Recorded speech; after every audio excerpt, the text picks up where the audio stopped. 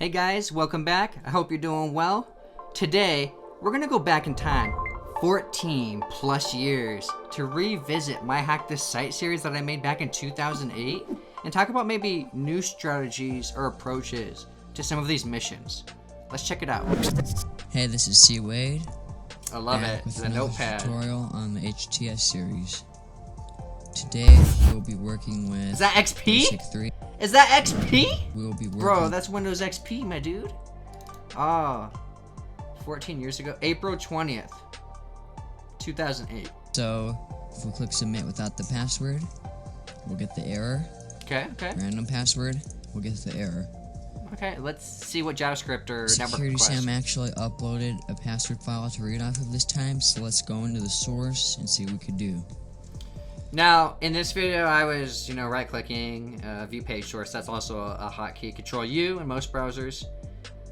I also recommend now right-clicking on the element and hitting inspect. You can inspect element and jump right to the source code of the element in the DOM that you want to inspect. Control F, find password. Anything with password. Let's take a look. Here we are. What do we got? These two tags right here. And so we've entered the site URL and password.php after it and clicked enter, and network security Sam is dumb. We have the password. Okay, let's talk about a few things here. So, first of all, let's look at some form attributes. And yeah, the MDN web docs. So let's find the form element. And do we have a list of attributes here? We do. So let's find attributes for action and method. I like to reference this document. And so we have a very clear definition here of the action attribute for the form element. The action attribute defines the URL that processes the form submission. And then we can find the method right here. And the method attribute defines the HTTP method to submit the form with. So we have options post, get, and dialog.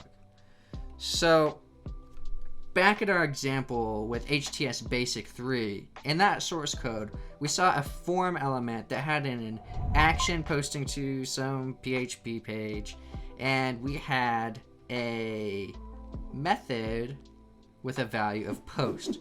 So when we hit that submit button, it's going to send a post request to that password.php page or whatever.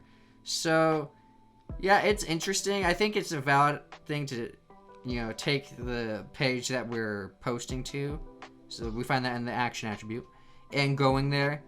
In our case, for the password to be spit out on the page like that, it's very weird. It's like either PHP wasn't actually installed on that server, or whoever coded that web application in this vulnerability scenario was...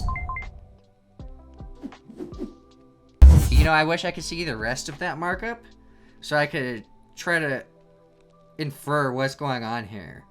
But yeah, I guess, it's just kind of goes back to that mentality. If you're poking around one of your web apps, hit the endpoints, look at your network requests, and just gather information to start with. So let's move on to Basic 4.